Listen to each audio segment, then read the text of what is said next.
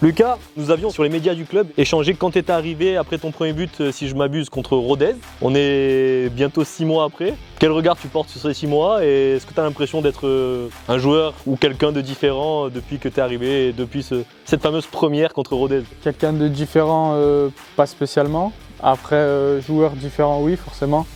Parce qu'avec le coach Galtier, on apprend énormément. Donc un joueur différent, oui.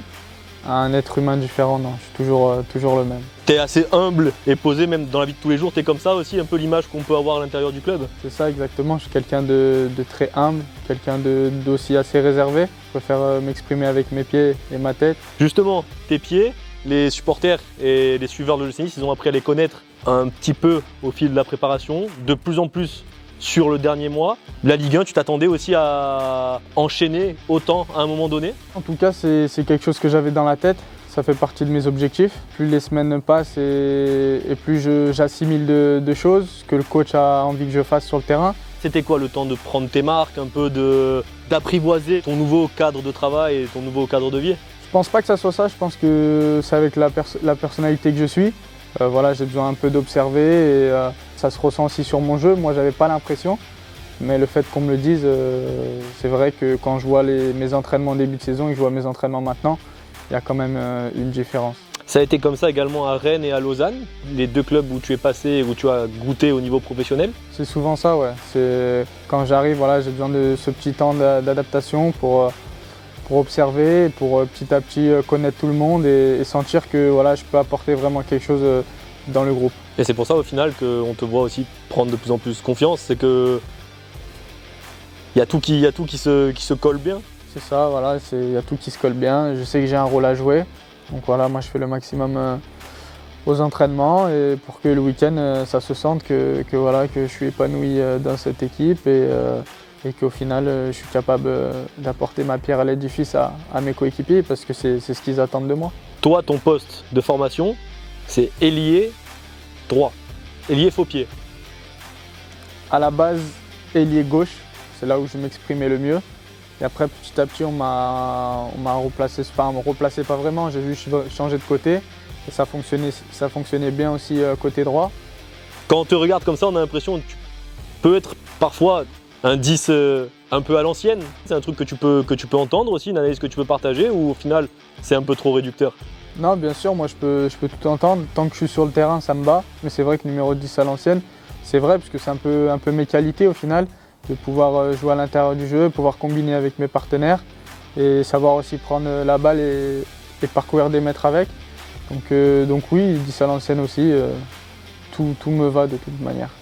Lausanne, c'est une bonne étape aussi dans la progression. Le fait de pouvoir enchaîner comme ça dans une première division, c'était une étape importante aussi dans ton cursus? Ouais, c'est ça, pour moi c'était important parce qu'à Rennes j'avais eu peu de temps de jeu et c'est vrai que pour moi la passe Lausanne était très importante et elle a été vraiment bénéfique. Arrivé dans l'été, la concurrence va s'annoncer robuste. Quand on est un jeune joueur, quand on est humble, comment tu te positionnes? Comment tu analyses ça? Ouais, c'est vrai que quand on voit, je peux me permettre de le dire, je pense des gros joueurs arriver, on sait que la concurrence va être rude, mais c'est aussi bien. Limite avec les personnes avec qui je m'entends le mieux, c'est les personnes avec qui je suis en concurrence au poste. Donc la concurrence est vraiment saine, on se donne tous des petits conseils et c'est ça qui au final fait qu'on se pousse tous vers le haut.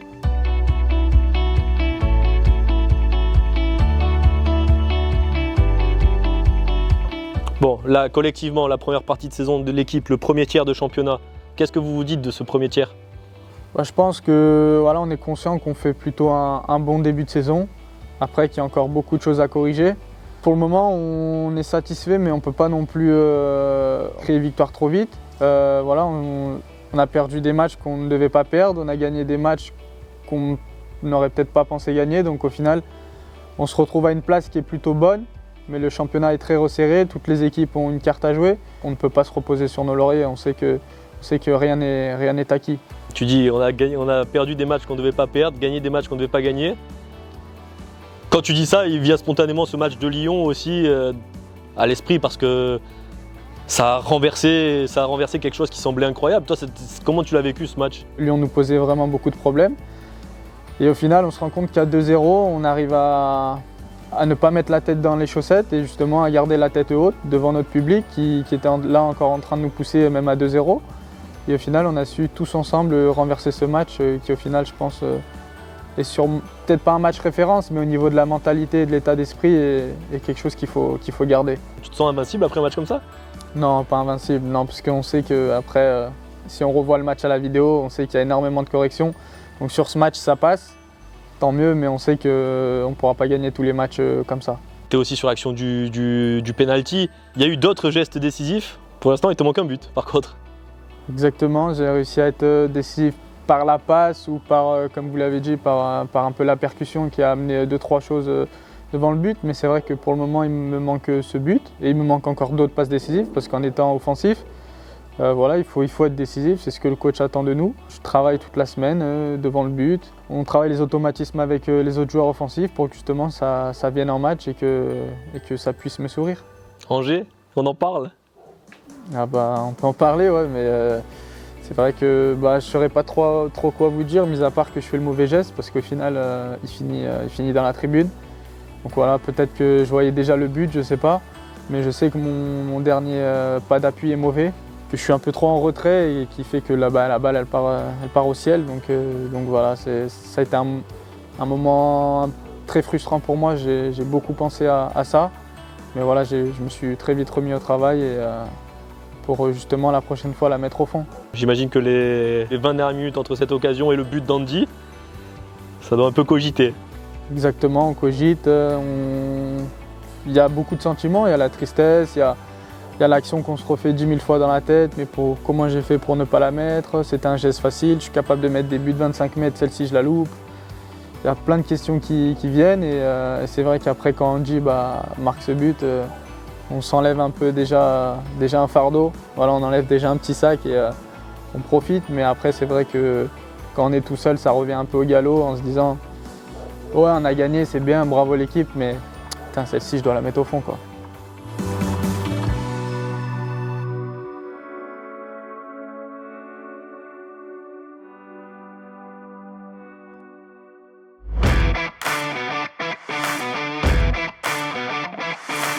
C'est quoi un peu la place que tu as dans le groupe et celle que tu as prise? Je suis quelqu'un qui rigole beaucoup, qui aime la déconne, donc voilà, c'est vrai que j'ai su, que ce soit les joueurs qui ont mon âge, les un peu plus expérimentés ou même les étrangers, au final j'arrive à m'entendre avec tout le monde, donc c'est ça revient à ce que je disais tout à l'heure, à la concurrence et que le groupe vit très très bien. Tu parles anglais? Je me débrouille. Je parle anglais, non, c'est faux, mais je me débrouille. C'est quoi ta vie en dehors du foot? Je suis quelqu'un de très famille et j'aime beaucoup passer de temps avec les gens que j'aime et que j'apprécie. Et je suis quelqu'un aussi qui a besoin de beaucoup bouger. Donc moi je suis rarement... j'aime pas passer une journée complète à la maison, je suis obligé de sortir, même s'il fait pas beau dehors, d'aller m'aérer, de balader mes chiens. Je crois que j'ai besoin de plein air. Tu regardes le foot en dehors de ton activité professionnelle? J'aime beaucoup regarder les matchs de Ligue 1 et je suis moins les matchs étrangers. T'as un œil professionnel ou c'est juste plaisir?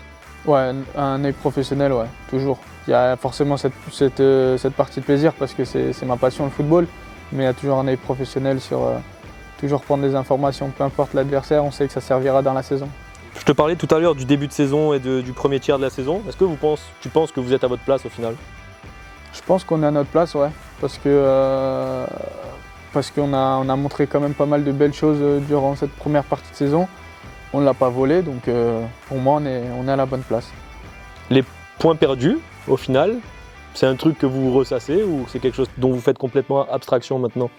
Non, c'est toujours dans la tête parce que c'est des matchs où on a perdu, où on est vraiment passé à travers. C'est pas des matchs où l'adversaire a réellement été plus fort que nous. Ça a été des matchs où on s'est mis nous-mêmes en difficulté. Donc c'est des choses où forcément dans le vestiaire, on en parle beaucoup, on échange beaucoup sur comment ça se fait qu'on est passé autant à travers. On a travaillé toute une semaine sur l'adversaire.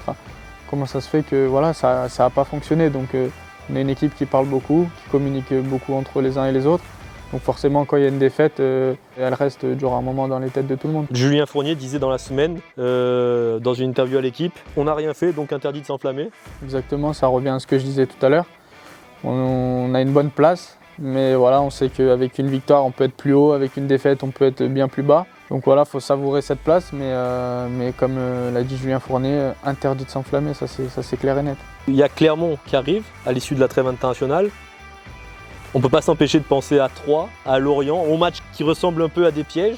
C'est un piège ce match? Il ne faut pas les juger par rapport à la place à laquelle ils sont en ce moment, parce que voilà, on sait que c'est une très belle équipe, très hargneuse et qui accroche tous les adversaires contre qui ils jouent. Un match piège, on peut dire ça oui, parce que c'est une équipe qui est en bas du tableau. Mais nous, on ne le prend pas comme un match où ça va être facile, loin de là. Bon, et alors le mot de la fin, qu'est-ce qu'on peut te souhaiter pour cette fin d'année, on va dire? On va pas se projeter trop loin. Bah, ce qu'on peut me souhaiter, c'est que ça continue comme ça. C'est que je continue de progresser et que ça se sente. Et après, ce qu'on souhaite à l'équipe, c'est de prendre un maximum de points. Et puis l'équipe prendra un maximum de points et puis je serai heureux. Donc voilà. Merci Lucas. Merci à vous.